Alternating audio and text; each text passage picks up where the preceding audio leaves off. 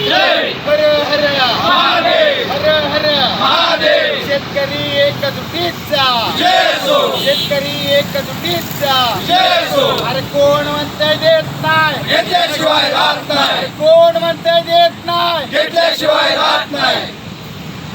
शिव साहेब तुम आगे बढ़ो, हम तुम्हारे साथ हैं, शिव साहेब तुम आगे बढ़ो, हम तुम्हारे साथ हैं, शिव साहेब तुम आगे बढ़ो. हम तुम्हारे साथ हैं.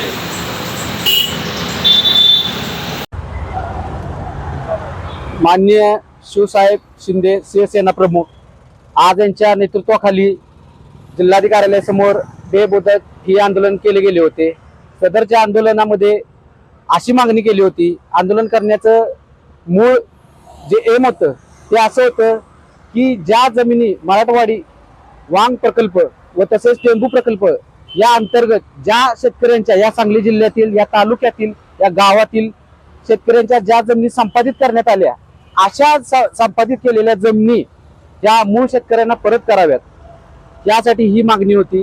तरी आज रोजी या आंदोलनाला यश आलेलं आहे आणि या आंदोलनामार्फत जिल्हाधिकाऱ्याने आम्हास एक मोठा दिलासा दिला व तसेच आम्हास एक पत्र जाहीर केले. त्या पत्रामध्ये सुस्पष्ट असे नमूद करण्यात आले की ज्या काही पुनर्वसनाबाबत झालेले जे काही बोगस आदेश आहेत, झालेले बेकायदेशीर भूसंपादन आहे, तसेच झालेले भूसंपादन बेकायदेशीर नकाशे यांबाबत आम्ही एक समिती गठीत करत आहोत आणि अशा समिती गठीत केलेल्या समितीमार्फत अहवाल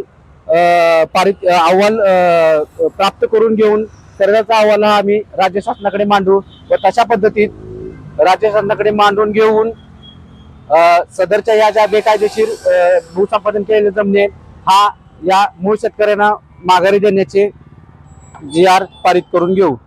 जय हिंद, जय महाराष्ट्र.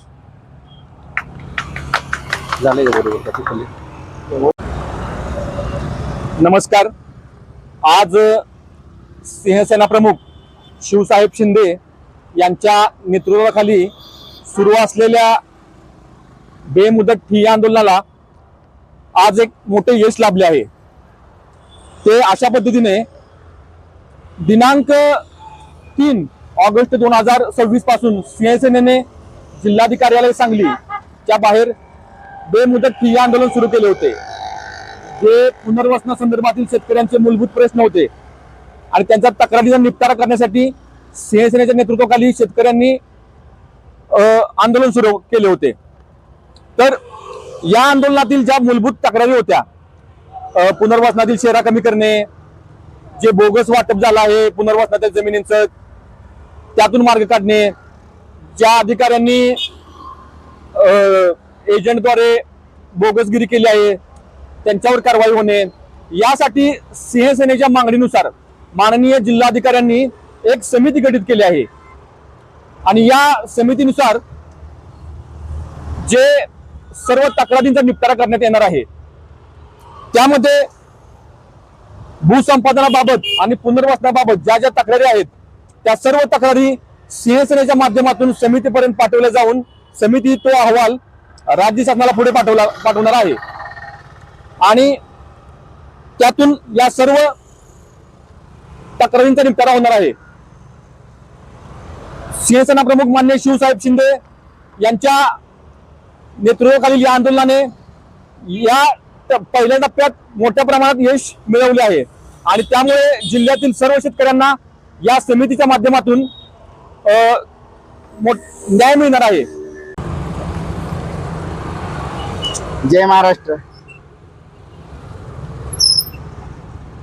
3 ऑगस्ट पासून जिल्हाधिकारी यांच्या कार्यालयाबाहेर शेतकरी बांधवांच्या न्याय हक्कासाठी व त्यांच्या जमिनी परत मिळाव्या, ज्या चुकीच्या पद्धतीने शासनाने व सरकारने काढून घेतल्या, यासाठी आपले बेमुदत ठिय्या आंदोलन चालू होतं. त्या आंदोलनाचा आजचा हा 9वा दिवस आहे. 9व्या दिवशी जे आमच्या शेतकरी बांधवांना अपेक्षित आहे असे आज यश प्राप्त झालेलं आहे. ते म्हणजे माननीय जिल्हाधिकारी यांनी या संदर्भामध्ये समिती गठन केलेली आहे आणि या समितीमध्ये शिवसेनेचे एक पदाधिकारी व 2 वकील असणार आहेत.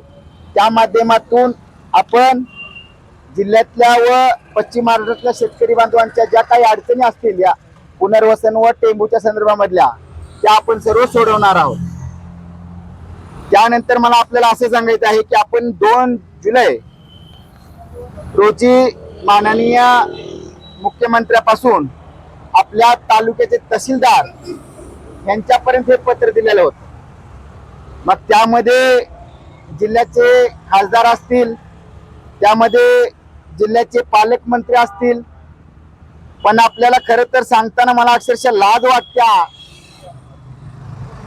या दोघांमधलं 9 दिवस आंदोलन चालू होतं.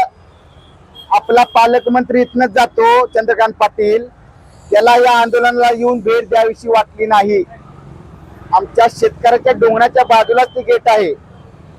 पालकमंत्र्याला इथं येऊन बाबा शेतकऱ्यांच्या काय अडचणी आहेत त्या पालकमंत्र्याला यावंसं वाटलं नाही. पण हा गडी निवांत आपल्या पक्षातल्या कार्यकर्त्यांचं कार्यक्रम घेत जिल्हाभर सुटतो. या जिल्ह्याचा तो पालकमंत्री आहे चंद्रकांत पाटील. पालकमंत्री म्हणून तू कोणती कर्तव्य बजावतोय? आज या जिल्ह्याला आपल्या विशाल पाटील खासदार आहे.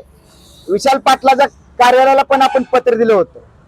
त्याच्याकडून कोणतं एक पत्र आपल्याला, कोणत्याही पत्राचे आपल्याला उत्तर आलेलं नाही किंवा पालकमंत्र्याकडून कोणतंही आपल्याला उत्तर आलेलं नाही. मी असली नालायक हरामखोर पालकमंत्री नियोजित खासदार आपल्याला पाहिजे कशाला, हा विचार शेतकरी बांधवांनी करायचा आहे. आज आम्ही कोणत्या वैयक्तिक कारणासाठी या ठिकाणी जिल्हाधिकाऱ्याच्या बाहेर बसलेलो नाही, लक्षात घ्या. आम्ही आमच्या गोरगरीब शेतकरी बांधवांच्यासाठी आमचा संघर्ष चालू आहे. गेले 9 दिवस झाले आणि या संघर्षाला आम्ही महिना जरी लागला असता तरी आम्ही याला भीक घालत नाही. आमची ती तयार होती 1 महिना बसण्याची. त्यानंतर आपल्याला असंही सांगायचं आहे, आपल्या मतदारसंघाचे सन्माननीय माननीय आमदार त्यांना देवस्थानाच्या विषयामध्ये विधानसभेमध्ये त्यांनी हा विषय मांडला, देवस्थानाच्या जमिनी परत मिळाव्यात म्हणून. पण त्यांना आमच्या गोरगरीब शेतकऱ्यांच्या जमिनी त्यांना मिळाव्या हा विषय त्यांना मांडावासा वाटला नाही. हे आमच्या शेतकरी बांधवांनी विचार करायचा, लक्षात घ्या. आज त्यांना का वाटलं नाही की बाबा या शेतकरी बांधवांच्या गेले 30 वर्ष झालं शासनाने चुकीच्या पद्धतीने जमिनी काढून घेतलेल्या आहेत. आमदाराला हा विषय मांडावासा वाटला नाही. पण आमदार सांगतोय की आमच्या ज्या देवस्थानाच्या तालुक्यातल्या जमिनी गेलेल्या आहेत त्या जमिनी परत मिळाव्यात. आमचा आमदार सोबत असला काय आणि नसला काय आम्हाला काही फरक पडत नाही, शिवसेनेला काही फरक पडत नाही. शेतकऱ्यांच्यासाठी अखेरच्या श्वासापर्यंत आम्ही लढत राहू आणि संघर्ष करू. जोपर्यंत आमच्या तळागाळातल्या शेतकऱ्यांना न्याय मिळत नाही तोपर्यंत शिवसेना हे संघर्ष करत राहील. एवढंच आपल्या माध्यमातून सांगतो. पुढची लढाई ही महाराष्ट्राच्या कानाकोपऱ्यापर्यंत आम्ही पोहोचू आणि पुढची लढाई आमची मुंबईला असेल.